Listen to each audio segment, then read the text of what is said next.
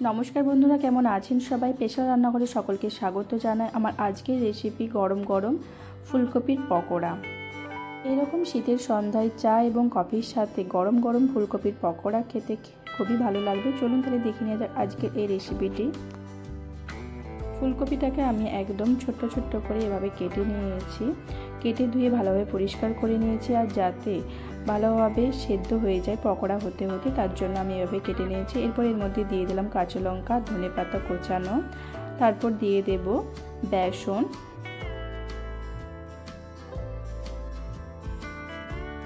দিয়েছি 1 বাটি পরিমাণ।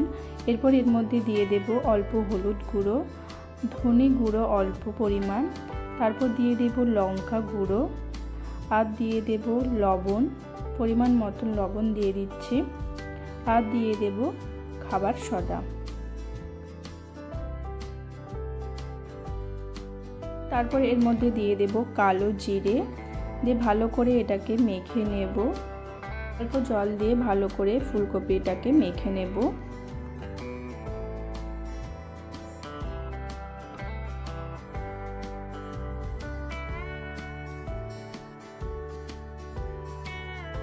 ফুলকপিটাকে ভালোভাবে বেসনের সাথে মাখা হয়ে গেছে।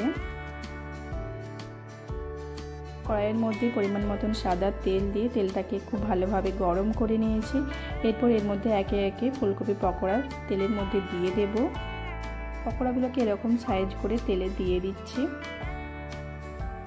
পকোড়াগুলো এক সাইড ভাজা হয়ে গেছে, উল্টে আরেক সাইড ভেজে নেব।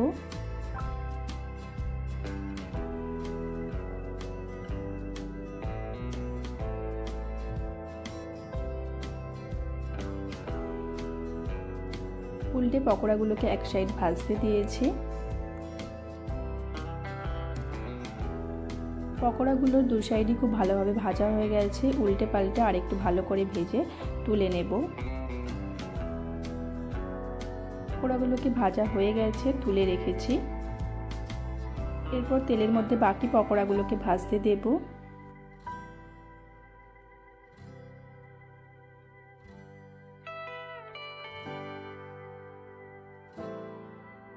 গুলোকে ভাজার সময় একদম হাই হিটে ভাজা চলবে না, একদম লো আঁচে ভাজতে হবে। হাই হিটে ভাজলে ভেতরে কাঁচা রয়ে যাবে, উপরে লাল হয়ে যাবে, ভেতরটা ভালো করে ভাজা হবে না। পকোড়াগুলো ভাজা হয়ে গেছে, সার্ভ করে দেখাচ্ছি।